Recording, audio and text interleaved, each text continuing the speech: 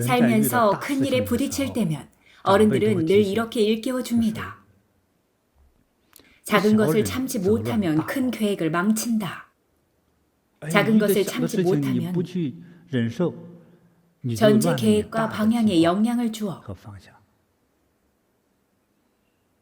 큰 일을 그르칩니다.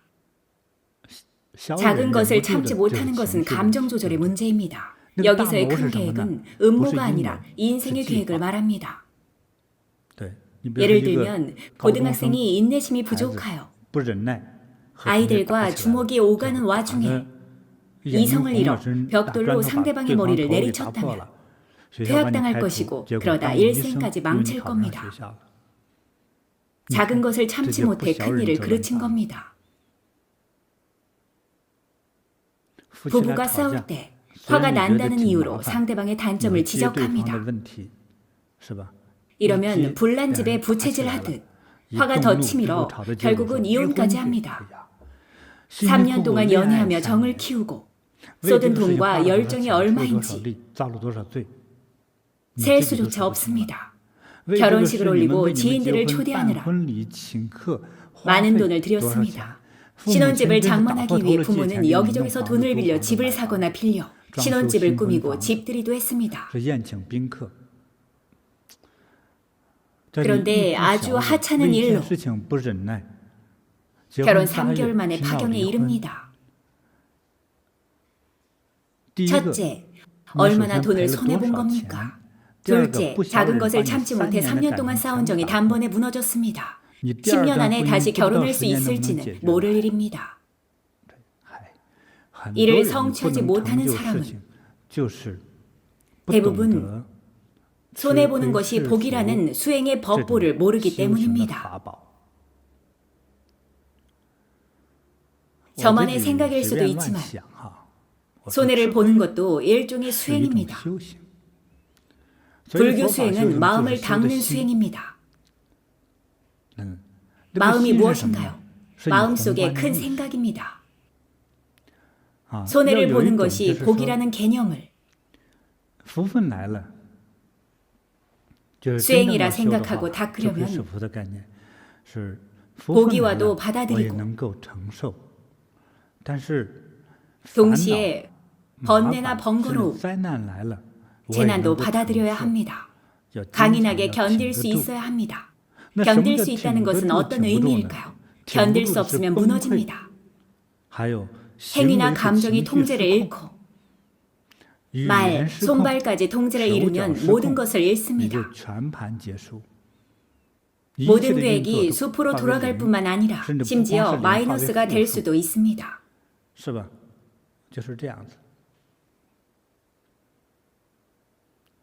손해보는 것을 배우면 손해보는 것을 받아들이고 면역력이 생깁니다. 이 두 가지를 통해 부정적인 일을 받아들일 수 있는 아량이 서서히 생깁니다. 손해를 보는 것이 복이라는 것에 익숙하지 않은 사람은 작은 일도 견디기 힘들어합니다.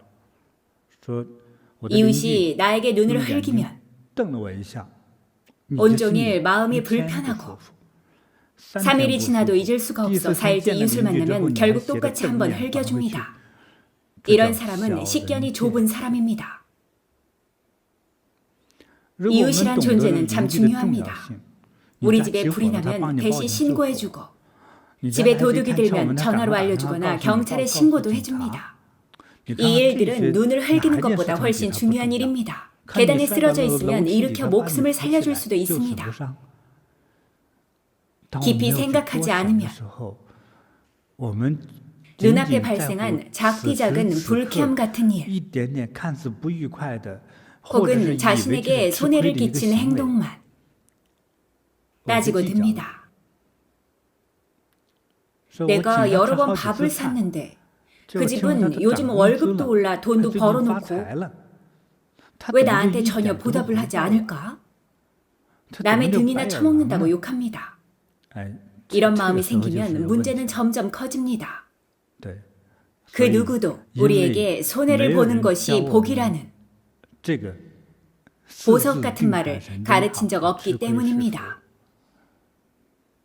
손해를 보는 것이 복이라는 것을 알면 수용력과 면역력은 강해지고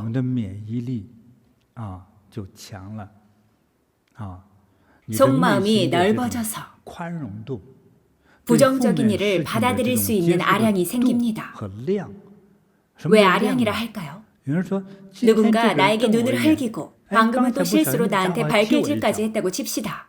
눈을 흘길 때까지는 참았는데 발길질에서는 터질 수 있습니다.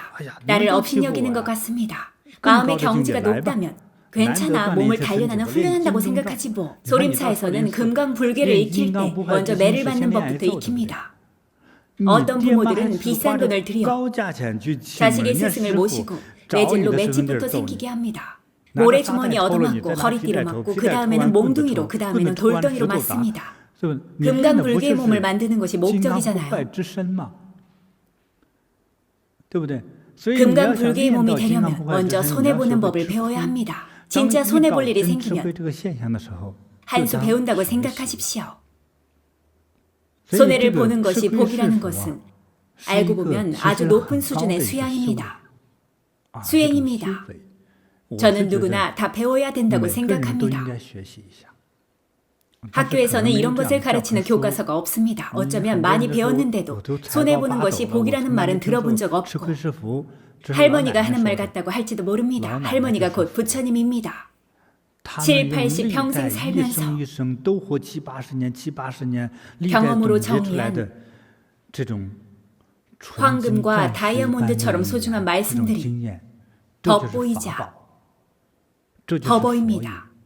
정말 중요합니다. 손해를 볼 수 있고 과감하게 그것을 받아들일 수 있는 사람이야말로 진짜 복이 있는 사람입니다. 성불하거나 돌을 깨친 사람, 고위 관직에 오르거나 왕이 된 사람들이 정신력만 닦은 것이 아니라 수용력도 길렀습니다. 일반적으로 수용력이라 하면 긍정적인 부분을 생각합니다.